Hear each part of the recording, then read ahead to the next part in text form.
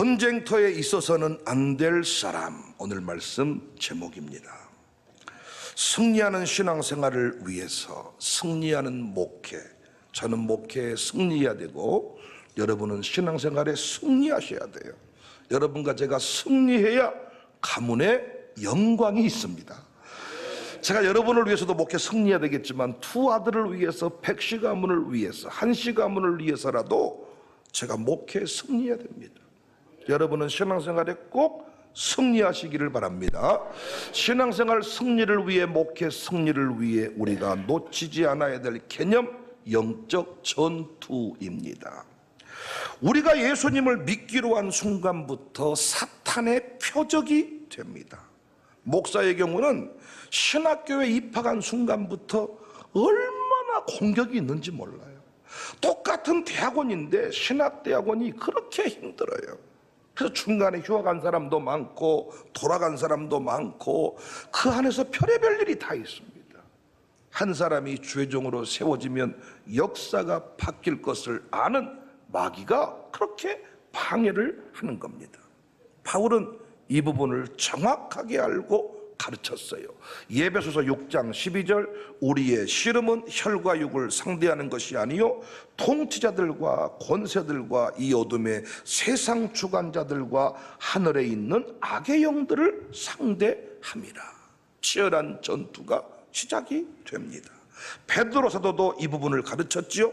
베드로전서 5장 8절 이하, 근신하라 깨어라 너희 대적 마귀가 우는 사자같이 두루다니며 삼킬 자를 찾나니 너희는 믿음을 굳건하게 하여 그를 대적하라. 세상 나라 가운데 세워지는 하나님의 나라 건설 확장 결코 호락호락하지 않습니다. 부흥 미션을 완수하는 일은 더욱 그러겠지요. 생각을 해보세요. 세대 통합 목회를 안 해야 신앙 전수가 안 될 텐데 세대 통합 목회를 하니까 신앙 전수가 돼버려요. 장로님하고 주일학생하고 노는 일이 가능해져 버려요. 우리 교회는 장로님들을 주일학생들이 절대 무시 안 해요. 안수집사들이 장로님을 무시 안 하고 존경합니다. 왜?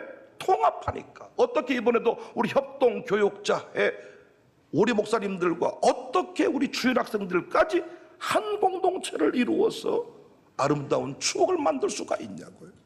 통합 목회 하니까 가능한 거예요. 얼마나 마귀가 저를, 우리 교회를 싫어하겠습니까?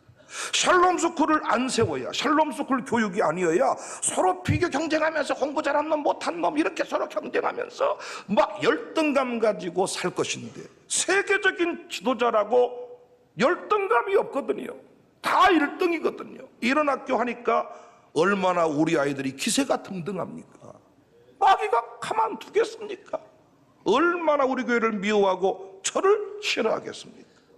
마룻바닥 다 잊어버렸는데 마룻바닥 기도회를 만들어가지고 기도회 용사로 세워가니까 우리 장로님들도 기도회 용사로 다 세워져 가니까 장로님들이 새벽기도 잊어버린 지가 오래됐는데 마룻바닥에 엎드려 기도하니까 얼마나 마귀가 열받겠어요.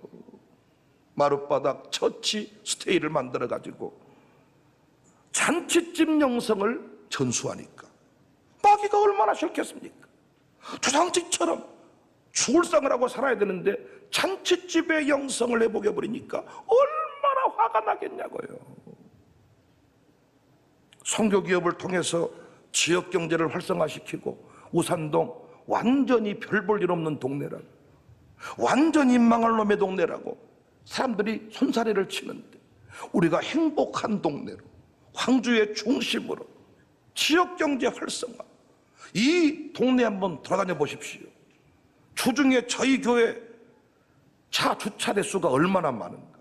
사람들이 다 차 마시려면 이제 이미 우산동 청사교회로 몰려들고 밥 먹으려면 몰려들고, 이제는 경제 활성화가, 선교기업을 통하여 일교회 일학교 세우는 일이 전국으로 확산되니까 얼마나 마귀가 열받겠냐고요. 하나하나가 어마어마한 일들입니다. 저를 무너뜨리기 위한, 우리 교회를 무너뜨리기 위한 치열한 전투가 계속되고 있습니다. 그래서 우리는 영적 전쟁을 기억하고 살아야 됩니다.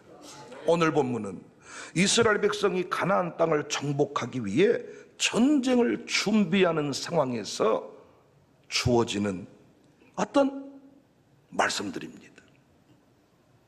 이스라엘 백성도 하나님께서 약속하신 땅을 차지하기 위해서 전쟁을 치러야 했지요. 우리도 마찬가지입니다. 우리 가문이 복음화되기 위해서는 전쟁을 치러야 돼요. 부흥 미션 완수하기 위해서는 전쟁을 치러야 돼요. 우산동 행복도시로 만들기 위해서 그냥 현수막만 내걸면 되는 게 아니라 전쟁을 치러야 돼요. 마귀는 우리 동네를 우범지대로 아주 그냥 어둠의 동네로 만들고 싶어 하지만 우리는 빛의 도시로, 행복의 도시로, 살만 나는 동네로 만들려고 노력하죠. 이게 전쟁입니다. 전쟁. 약속하신 땅을 차지하는 전쟁, 하나님의 사명을 완수하는 전쟁. 오늘 본문에 재밌는 내용이, 너무 중요한 내용이 나와요. 이 전쟁에 나서지 말아야 될 사람이 있다는 거예요.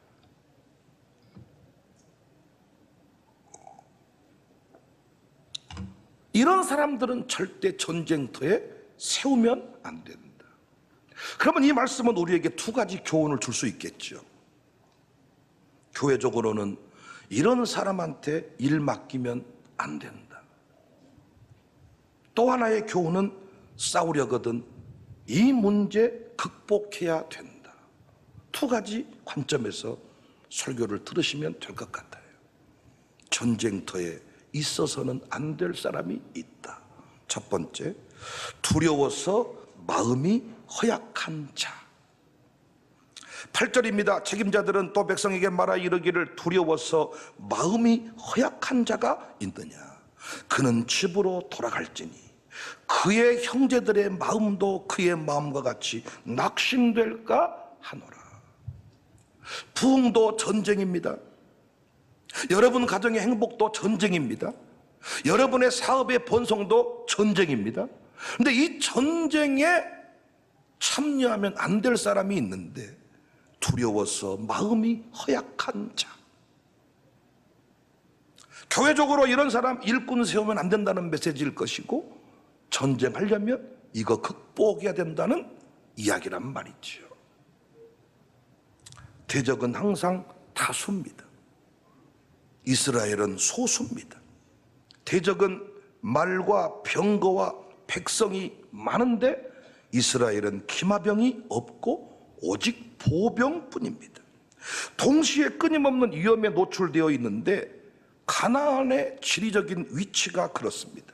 지중해, 산, 많은 광야, 이 사이에 놓여있는 땅입니다. 이 길로만 애굽과 바벨론 지역이 연결이 됩니다. 항상 침공의 위험에 놓여 있습니다. 그런데 하나님이 새로운 차원의 말씀을 하시죠. 이스라엘의 적은 외부에 있지 않다. 내부에 있다. 즉 두려워서 마음이 허약한 자. 이 사람이 적이다.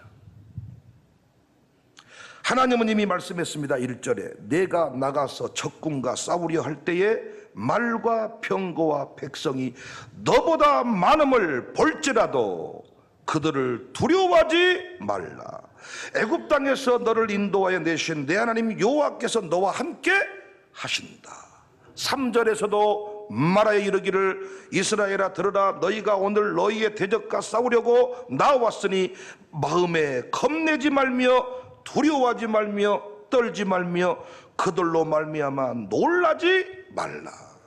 돌아보면 이스라엘 백성들은 애굽의 청해군, 강한 무기, 탁월한 전략을 이겼지요.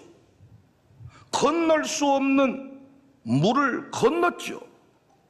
홍해를 애굽 군대의 무덤으로 삼았지요. 하나님께서 이기게 하셨습니다. 이스라엘 백성이 싸운 것이 아니라 하나님이 싸우셨습니다.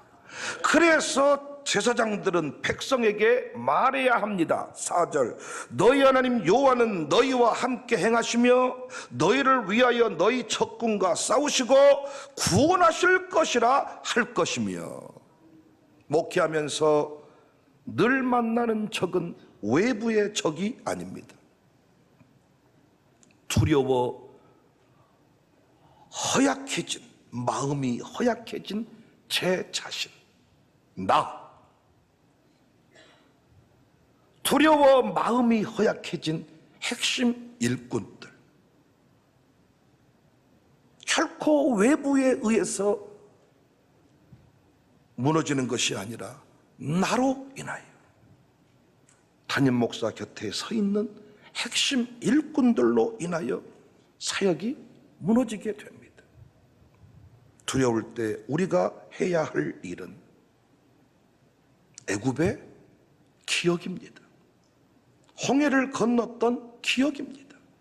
아름다운 승리의 추억입니다. 캠프에 돌아와서 저는 한 가정을 신방했습니다.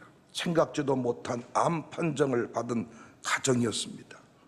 목사로서 마음이 힘이 들었습니다. 다 저의 책임 같기도 했고요. 무거운 마음으로 그 가정에 들어갔습니다. 대화를 나누는 중에 오히려 담대한 모습으로 저를 위로하시는 그 가정을 보고 제가 힘을 얻게 되었습니다. 요동하지 않는 모습을 보면서 역시 믿음의 사람은 다르구나, 저 믿음이 가문을 세웠구나 느낄 수가 있었습니다. 여러분은 매 순간 자녀들이 부모를 의심한다면 기분이 어떠시겠어요? 잠을 못 자, 자녀가. 왜 잠 안 자냐? 엄마 아빠가 나 죽일 거죠. 아침에 밥을 안 먹어. 왜 밥 안 먹냐? 여기에 독약을 넣은 건 아니죠. 물놀이 가자 했더니 물놀이 안 간다 그래. 나를 빠뜨려 죽일 거죠. 차 타라 그랬더니 안 타. 교통사고 내서 나를 죽일 거죠. 이렇게 여러분 자식이 계속 부모에게 얘기한다면 여러분 기분이 어떠시겠어요? 밥 먹으러 가자 그랬더니 밖에 나가서 나를 죽이려고 그러시는 거죠. 매 순간 여러분 자식이 이렇게 여러분에게 말한다면 기분이 어떠시겠냐? 또 친한 친구가, 절친이라고 말한 친구가 항상 나를 믿지 못하고 의심을 한다면 기분이 어떠겠어? 넌 나를 배신할 거지. 넌 나를 버릴 거지. 친구야 밥 먹으러 가자. 안 가. 왜? 너 나 죽일 거잖아. 친한 친구라고 했던 사람이 매 순간 나를 의심한다면 기분이 어떠시겠냐고요. 우리는 어떻습니까? 아버지 하나님을 거의 매일 의심하지 않습니까? 조금만 내 생각대로 안 되면 하나님이 날 버렸구나. 하나님은 실수하셨구나. 끝나버렸구나. 여러분 자식이 눈 뜨면서부터 엄마 아버지가 뭐 얘기하면 나를 죽이려고 그러는구나. 인생이 끝나버렸구나. 내 친부모가 아니구나. 이렇게 밥도 못 먹고 잠도 못 자고 있다면 부모 되신 여러분이 기분이 좋겠냐고요. 그런데 우리는 수시로 잠을 못 잡니다. 하나님 아버지를 너무 무시합니다. 하나님 아버지를 믿는다고 하면서 조금만 좀 있으면 잠을 못 자고 염려하고 근심하고 원망하고 불평하고, 그러려면 뭐단지 나를 낳았습니까? 애치는 아주 못된 자식과 같은 그런 모습이 우리에게 있습니다.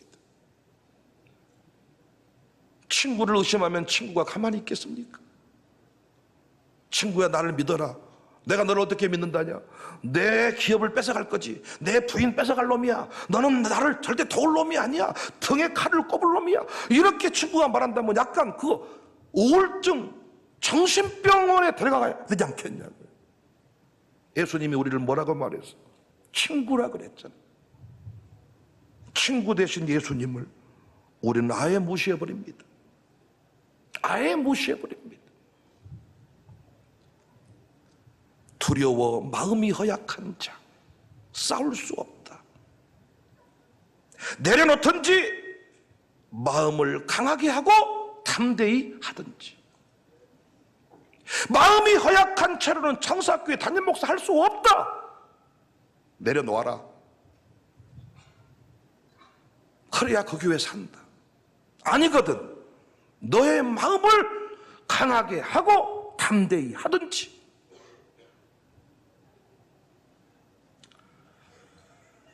만날 때마다 너는 나를 사랑하지 않지. 너는 나를 버릴 것이지. 뭔 상사만 안 되면 하나님 날 버렸습니다. 하나님 날 버렸습니까? 부모님이 얼마나 마음이 아프겠어요. 허약해진 그 자식을 볼 때. 엄마가 휴가 갔다 올게. 집에 있어라. 이사 가버릴 거죠. 나를 두고 버리실 거죠. 이런 마음으로 우리가 살고 있단 말이죠. 8절에 책임자들은 백성에게 말하 이르기를 두려워서 마음이 허약한 자가 있느냐? 그는 집으로 돌아갈지니라. 그의 형제들의 마음도 그와 같이 낙심될까 하노라. 우리 교회 장로님들, 두려워서 마음이 허약했다면 지금 이 교회는 없을 겁니다. 일터 선교사들, 교육 선교사들, 사역자란 이름 붙인 자들이 마음이 두려워서 허약해졌다면 우리 교회는 이미 끝났을 겁니다. 우리 교회 마음이 강하고 담대한 자가 되어서 용기 100배에서 오늘 또 우리에게 주어진 싸움을 완수할 수 있기를 주님의 이름으로 축복합니다. 전쟁에 나서지 말아야 될 사람, 두 번째 불의의 사람은 새집 지은 사람, 포도원 지은 사람, 약혼한 사람입니다. 5절에 책임자들은 백성에게 말하 이르기를 새집을 건축하고 낙성식을 행하지 못한 자가 있느냐? 그는 집으로 돌아갈지니라. 6절에 포도원을 만들고 그 과실을 먹지 못한 자가 있느냐? 집으로 돌아갈지니라. 7절에 여자와 약혼하고 그와 결혼하지 못한 자가 있느냐? 그는 집으로 돌아갈지니라. 오늘 본문 이해가 되시나요? 어떤 사람들은 이 본문을 하나님은 가정을 소중히 여기시는 분이다. 그래서 돌아가라고 하신 거다. 이렇게 해석을 하던데 여러분 동의하십니까? 전쟁에서 졌는데 무슨 집이 내 집입니까? 전쟁에서 졌는데 포도원의 열매를 제가 먹습니까? 전쟁에서 졌는데 약혼녀를 제가 지킵니까? 전쟁에서 지면 아무것도 내 것이 없는 거예요. 여기서 집을 지은 자, 포도원을 만들었는데 열매 못 따먹은 자, 약혼녀를 둔 자 돌아가라. 이 말은 두 마음을 품은 자는 전쟁에 승리할 수가 없다는 거죠. 여러분 생각해 보세요. 새 집을 건축했어. 낙성식, 우리로 말하면 집들이 헌당식, 이걸 못했어. 내가 여러분 평생토록 집 한 채 사고 지은 게 어디 쉬운 일입니까? 모처럼 새 집을 샀어. 근데 전쟁터에 가야 돼. 전쟁터에 총 들고 싸우는데 뭐가 생각나겠어요? 내 집이 그러다가 총 맞아 죽는 거야. 포도원을 만들고 그 과실을 먹지 못한 자 돌려보내라. 시골에 텃밭 하나 샀어. 거기에 지금 뭘 심어놨어. 지금 막 너무 뜨겁죠. 예배 중에도 어메 고추 다 죽어불겠네, 어메 깨가 우수수 떨어지겠네. 설교 듣겠어요 못 듣겠어요? 평생 혼자 살다 죽을 뻔했는데 결혼하려고 짝 지어놨는데 전쟁, 이런 젠장, 이런 싸움이 제대로 되겠습니까? 어렸을 때 저 기억나네요. 주의 재림이 너무 좋은 것이로되 저 장가는 가고 주님 보셔야 됩니다. 제가 결혼도 못 해보고 주님 와버리시면 얼마나. 여러분 그런 얘기 어렸을 때 안 하셨습니까? 이런 사람, 마음이 나누어진 사람, 싸움에 적합하지 않다. 자신의 가정과 교회를 분리시키는 사람, 자신의 기업과 교회 재정을 분리시키는 사람, 자신의 인생과 사명을 분리시키는 사람, 이런 사람들 때문에 교회는 끝내 무너진다는 것입니다. 교회에서 배운 것 따로, 가정의 삶 따로 분리시켜버려요. 여러분, 목사가 두 마음을 품고 살아. 목사가 여차하면 떠날 준비를 하고 살아. 미국 갈 준비를 하고 살아. 여러분 저 가만 두시겠어요? 하나님은 두 마음 품은 자를 쓰신 적이 없습니다. 사람은 눈속임이 가능하나 하나님은 속지 않습니다. 마음을 저울로 달아보신다 그랬어요. 목사가 두 집 살림하는 거, 목사가 두 마음 품고 사는 거, 늘 이력서를 품고 사는 거 장로님들이 용납하지 않으면서, 요즘 장로님들은 달라졌어요. 옛날과. 교회가 아무리 어려워도 내 집하고는 상관없는 문제예요. 옛날에는 교회가 어려우면 내 집부터 내놓고 내 집 담보 잡혀서 대출받고 내가 할 수 있는 모든 것을 교회 살리는 일을 했는데, 교회가 아무리 어려워도 나라도 살아야 된다. 말도 안 된 여러 가지 상처를 드러내면서 연결시키지 않습니다. 이런 분 장로님 하면 안 되겠잖아요. 두 집 살림하듯이 교회를 섬기는데 어떤 역사를 일으키겠습니까? 제가 말로만 공대상에서 하는 말인지 내 삶으로 그 일을 살아내고 있는 것인지 하나님은 저울로 달아보시더라고요. 사랑하는 여러분, 양보다 질입니다. 교회 양육사가 몇 명 있냐? 제가 어느덧 관광버스 한 차에 못 태울 만큼 많은 양육사를 세웠네요. 근데 이제 하나님이 제게 요구하시는 게 뭔 줄 아세요? 양보다 질이다. 온 마음으로 헌신할 수 있는 사람을 세우지 않으면 그 사람 때문에 네 교회는 무너질 거다. 아나니아 삽비라 한 가정이 흘러가는 통로가 되지 못했어요. 하나님이 그 사람을 공동체로부터 빼내십니다. 양육사 하다가 나 그만할게요. 자기가 사표 내는 것 같지만 하나님이 그 인생을 빼내는 거예요.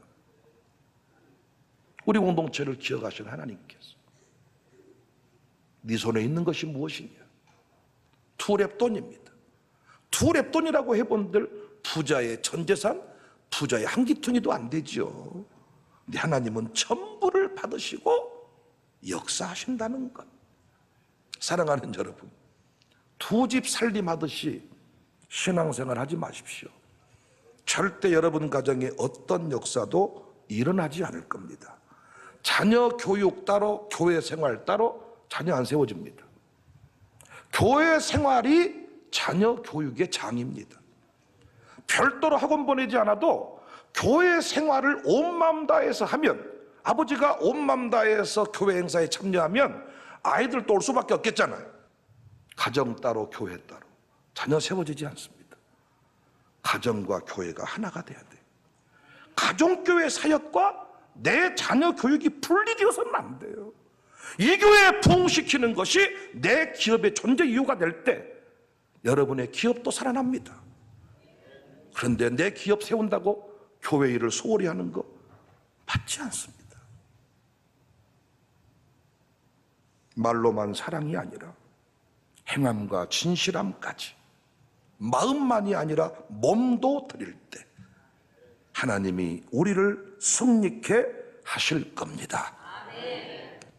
구색 맞추기식 신앙생활 하지 말고 온 마음 다해, 온 생명까지, 말로만이 아니라 행함과 진실함까지, 마음만이 아니라 몸까지 내어드려서 마귀에게 틈을 주지 않는 교회가 될 수 있기를 주님의 이름으로 축복합니다.